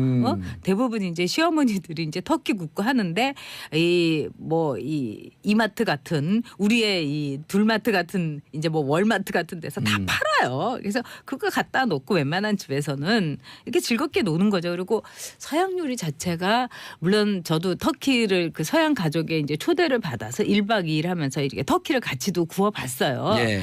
근데 뭐 이렇게 속에다 채우는 것도 힘들고 뭐 이러긴 하지만은 그냥 오븐에서 그냥 굽는 거예요. 예. 그리고 이제 음식 같은 거 굉장히 간단하고 그래서 제가 보기에는 누군가의 희생을 통해서 즐거움을 찾는 거는 저는 그건 고문이라고 생각해요. 희생을 왜 합니까? 예. 이제 그러니까 다 같이 즐거우면 되는 거예요. 지난 추석 때 네. 우리가 변호사분들 모셔놓고 잠깐 추석 이후의 풍속도를 얘기하는데 네. 명절 직후에 이혼율이 급증한다 그러더라고요. 급증하죠. 그리고 이미 이 명절이 가까우면은 정신과 같은데, 아하, 그러니까 트라우마. 뭐 항우울제라든지 또는 이제 수면 유도제 이런 거를 이제 타러 오는 여성들이 급증한다는 거예요. 그래서 이제 우리가 이제 이 항우울제 같은데 프로작이라는 약이 있어요. 그래서 이걸 이제 해피메이커라고도 하죠. 그런데 이 프로작이 가장 많이 팔리는 나라가 어디냐? 이거는 뭐 통계로 나온 거예요. 타이완하고 그다음에 한국하고 중국이에요. 유교 문화가 있는 곳. 맞죠. 그리고 이제 뭐 제사라든가 가부장제에서 여성의 희생을 요구하는 곳에서 그리고 이 프로작이라는 해피 메이커를 이 처방을 받는 사람들이 누구냐? 다 여성이에요. 거의 90%가 그런 점에서 어떤 한 사람의 이 고통 속에서 즐거움은 저는 꼽힐 수 없다 이렇게 생각을 합니다. 한 사람 고통 속에서 즐거움이 꼽힐 수 없다. 근데 네. 이제 지난번에도 그런 댓글이 좀 달리던데 네, 이 방송 듣는 시어머니들도 계시거든요. 그렇죠. 젊은 네. 시어머니들도 계시고 네. 좀 서운하다. 1년에 네. 가족 몇 번이나 모인다고 네. 이럴 때 가족들 위해서 좀 희생할 수 있는 거 아니야? 이렇게 생각할 수도 있는데 그러니까 이 저기 B급 며느리라는 데서 네. 이제 며느리가 그래요. 그 혜준이라는 아들을 시어머니가 보고 싶어 하는데 이제 시어머니한테 못 본다 이런 거예요. 자기 자식을. 그 손주를 그러니까 며느리한테 시어머니가 아니 그럴 수가 있냐고 그러니까 저를 안 보면은 이제 아이도 못 본다 이거예요. 그러니까 이거는 굉장히 신세대적인 아주 과격한 발언이기는 한데 제가 볼 때는 이 자기 이제 며느리의 남편이 된 아들도 보고 그다음에 며느리의 아들인 손주도 보고 예. 이러려면은 시어머니가 저는 변하는 수밖에 없다고 생각해요. 저도 앞으로 이제 시어머니가 되겠죠. 그래서 저는 예. 몇 가지 시어머니로서의 제가 앞으로 어떻게 할 건가 매뉴얼을 이미 정했어요. 그래요? 저는. 네. 그거 듣는 게 재밌을 것 같은데. 저는 일단 예. 저희 집에 잠깐만 이것 좀 네네. 읽어드리고요. 자, 6133 호호 이런 얘기들을 시부모님들이 들어야 하는데 중요한 건 이 방송을 젊은 사람들이 많이 듣는다는 거. 아니에요. 시어머니들이 들어갖고 그럼요. 지난번에 막 항의했어요. 시어머니. 나등남. 나등남? 이름이 좀 의심스러운데. 니기시겠죠? 예. 예. 제사보다 살아계실 때 생신상을 잘 네, 차려 맞아요. 드리는 게 좋죠. 4665님 명절 집안일은 저 혼자 합니다. 가끔 남편한테 푸념을 하면 절대 이해 못하는데 당신 딸이 나같이 살면 좋겠냐고 물으면 야 정답이네 아무 말 못하더라고요. 맞아요. 당신 딸이 나같이 살면 좋겠어? 사람아! 그러면은 딸 우리 있잖아요. 애는 우리 봉도사도. 그럼요. 네. 귀한 딸이죠. 예. 그럼요. 클로이 김하고 똑같은 2000년생. 그렇구나. 21세기의 여성이네요. 21세기 여성이죠. 네. 자, 시어머니가 되기 위한 전 작가님만의 매뉴얼. 저는 이제 21세기에 이제 시어머니가 넘어서서 제가 이제 오래 살게 되면 22세기에 시어머니 되시는 거 아니겠어요? 오, 그러네요. 충분히 가능하죠. 예. 그래서 저는 이게 이제 이 방송을 듣는 분들하고 이제 공유를 할 수 있을지는 모르겠어요. 왜냐하면 저 나름대로의 제 방식이니까. 예. 저는 일단 저희 아들한테 이렇게 얘기하려고 그래요. 나도 너희 집에 가지 않을 테니까 너도 너희 식구 데리고 우리 집에 오지 말아라. 우리 밖에서 만나자. 그 대신 내가 밥을 사주겠다. 밖에서 만나고 밖에서 이야기하자. 우리는 상호 교류 방문을 하되 네. 판문점에서 만나자. 판문점에서 만나자.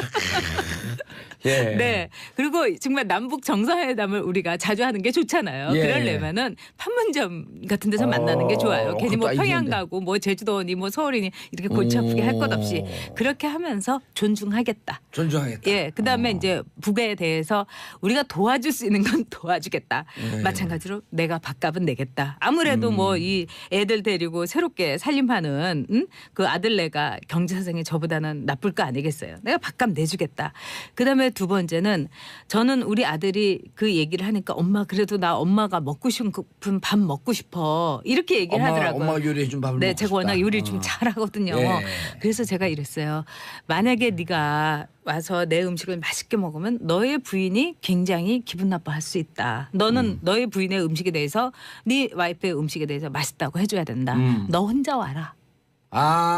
혼자 먹고 와서 싶으면. 우리 둘이 먹자. 이렇게 얘기하고 저는 일단 그 혼자 며느리가 오는데 조건도 걸어야죠. 네. 너 부인은 친구들하고 놀라고 내보내라. 그렇지. 그리고 이제 용돈 그렇죠. 한 100만 원 다 줘서. 아이 뭐 그렇게 용돈이 우리 아들이 있을까 모르겠어. 우리 아들이 카센터를 할 텐데 예. 아이고 주인이 되면 성공이지만 그렇게 될 수 있을지 모르겠어요. 그래서 저는 너만 와라. 예. 그리고 제 손자들이라든가 뭐 손녀가 나올 경우도 저는 밖에서 만나고 일단 너는 완전히 독립한 소중한 개체로서 너의 생활을 하고 또 저는 이래요. 제가 그 집에 만약에 가게 되면은 제 예. 눈에 거슬릴 게 분명히 있을 거예요. 아하. 저는 집안 살림도 굉장히 깔끔하게 하는 예. 편이고 보기와는 달라요. 아니요 깔끔해 보이세요. 그렇기 때문에 괜히 이제 참견하게 되고 그런 거 아니겠어요? 예. 그래서 저는 독립된 결혼이라는 것은 아프리카 속담에 이런 게 있어요. 먼 곳에 사는 것이 먼 곳에 나가 사는 것이 결혼이다. 다른 동네에 가서 사는 것이 예. 결혼이다. 바로 제일 먼 독립인 곳. 거죠. 저 네. 부에노스아이레스 이런 데. 아, 그건 좀 심하고 뭐 그래도 저는 뭐 외국에 가서 산다고 하더라도 그거를 저와 연결시키진 않을 거예요. 식사를 하고 싶으면 혼자 와라. 네, 그리고 독립된 개체로서 살아라. 네, 네. 가급 좀 먼 곳에 가서 살아라. 네. 옛말 그런 말이 있잖아요. 이제 네. 물론 그게 맞진 않지만 시댁과 네. 화장실은 멀수록 좋다. 그렇죠. 그리고 제가 보기에는 이 며느리에 대해서 이 뭐 딸처럼 대한다든가 이것도 착각이에요. 그냥 며느리라고 생각을 하고 저는 어떤 경우든지 거리를 두는 게 좋을 것 같아요. 그러니까 남녀 관계도 이 손을 잡고 가는 것도 좋지만 어떻게 보면 거리를 두면서 한 목적지를 향해서 같은 곳을 보고 가는 것이 진짜 부부관계다. 이런 탈무드의 속담도 있는 것처럼 제가 보기에는 공간을 둬야 되고 둘 사이의 어떤 진공 상태가 필요한 거죠. 특히 며느리하고 시어머니의 관계는 그렇다고 봅니다. 며느리 진공 상태가 필요하다. 네, 가끔 봐서 반가운 사이가 전 예. 제일 좋다고 생각해요. 평상시에는 남편이다가 네, 시댁만 가면 네. 시어머니 아들이 되더라. 그렇죠. 그리고 왕이 되는 거죠. 저는 그런 거 많이 이 느꼈어요. 사람이 지금 남편이 물 떠와야지. 집에서는 물 떠다가 박다가 그러니까. 느닷없이 들어가는 순간 이게 역할이 뒤집혀. 그렇죠. 남편이 하늘 같은 남편이 술 먹는데 술상을 봐와야지. 그럼 속으로 지금 미친나. 근데 그리고 말 복수도 못하고. 해요. 가만히 앉아갖고 물 막 이런 남편들이 있어요. 평소에 못한 거 한번 또 해보려고. 나름대로 아재 개그 한다고 워러. 그러신 거 아닙니까? 자 이시연님 전 시어머니랑 시동생 밥 차려주고 있는데요. 남편은 동네 친구 모임 간답니다. 당구장 가시나 봐요. 당구장에서 짜장면 시켜놓고 탕수육 시켜놓고 고량짠 짱 하고 들어올 때는 갈치자로 걸어 들어오죠. 그렇죠. 짜증이 솔솔 납니다. 네. 자 이정환님 힘내세요. 아자 가자. 시어머니 가자.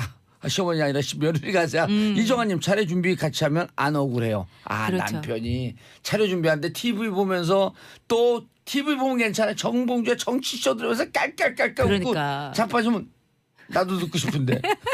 근데 정말 차례 준비도 밥 예. 같은 거를 이제 남편들이 이제 까는 남자들이 까는 경우도 있어요. 예, 마늘도 까주고. 그렇죠. 제상이기 때문에 또 남자들이. 예. 그리고 저는 제사를 지내면서도 여자들은 빼고 여자들은 절도 안 시키는 집도 있습니다. 그렇기 때문에 하여튼 여러 가지로 평균화 또는 이 정말 평등이 이루어져야 된다고 생각해요. 예, 알겠습니다. 7656님 저도 시어머니입니다. 지금 손녀 보러 갑니다. 전 작가 의견 찬성합니다. 자, 이런 분들은 조금 세대를 앞서가는 거예요, 그래도. 그럼요. 그리고 요즘에 시어머니는 나이가 60, 예. 70대도 젊고 건강하고 아름다운 막 40, 50대 같은 분들 많아요. 그럼 생각도 그래요. 그럼 이번에 네. 내로 또 김영남 보세요. 90인데 91세 정확하게. 네. 이야, 정정한 게 그러게요. 그래서 누가 저한테 뭐 심각한 얼굴로 그 김영남이 왔는데 뭐 묻고 싶은 거 없었냐고 그래요. 그래서 제가 건강 비결 좀 묻고 싶었다고.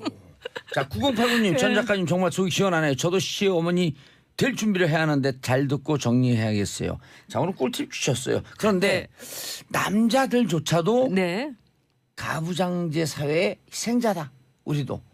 그렇게 보세요? 아니 그런 말을 하는 분들이 있다고 작가가 소개해 줬어요. 아니 뭐 그거는 뭐 대통령도 참 고통스러운 자리다 이렇게 얘기하는 거하고 좀 맞아요. 비슷하다고 생각해요. 예. 권력 구조의 밥이다 뭐 이렇게 생각하는 거하고 가부장제 어떻게 보면 정말 그 기득권에 기생했던 게 또 우리나라 대한민국들의 용감하지 않는 예. 어떻게 보면 약간 비겁하고 찌질했던 우리의 남편들이죠 뭐.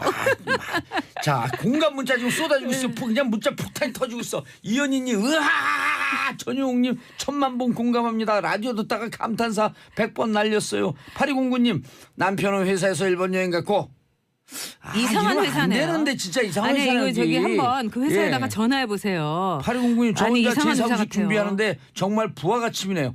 아니 어떻게 좋은 회사는요 이 최고 실장 여행 아닌 갈 것 것 같아요. 같으면 이런 건 의심해봐야 아니, 됩니다. 왜 가정을 깹니까? 김민정님 딸보다 편하다며 일 다 시킴 유유.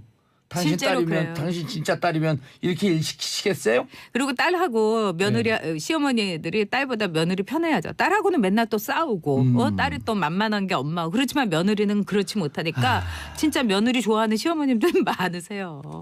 네 그렇지만은 제가 보기에는 일을 시키는 게 아니라 며느리를 남편의 좋은 벗으로서 잘 갈 수 있도록 며느리한테 잘해줘야 된다고 생각해요. 저는 진짜 며느리 이렇게 얻게 되면은 잘해줄 거예요. 옛말에 종을 잘 부리려면 이제 뭐 옛날 말이니까 종을 잘 부리면 옛말에 네, 종을 잘 부리면 종의 종이 되라는 얘기 있거든요.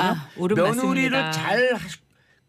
며느리를 잘 존중하고 싶으면 며느리에게 잘하면 되는 거예요. 저는 아들을 너무 사랑했기 때문에 며느리 사랑하기보다는 아주 이기적으로 우리 아들이 편하려면 며느리가 편하고 우리 아들한테 신경질 안 내고 화 안 내야 되기 때문에 예. 며느리한테 잘해주려고 해요. 알겠습니다. 용돈도 팍팍 0772님 주고. 안녕하세요. 친구 순영이가 정치적 너무 좋다고 자주 듣고 있어요. 아니 친구가 좋아하는 게 아니라 본인이 좋아하셔야지. 아니 순영님. 친구 좋아하면 강남도 가는데요 뭐. 순영님 고마워요. 자, 전 작가님 인사하시고요. 네. 아 오늘 설날에 생방송하니까 더 좋네요. 예, 우리 쌩쌩한 봉도사의 저는 목소리 내일 듣습니다. 설 당일에도 생방송합니다. 내일 오전 10시 5분에 돌아옵니다. 평화를 사랑하는 대한민국 국민 여러분.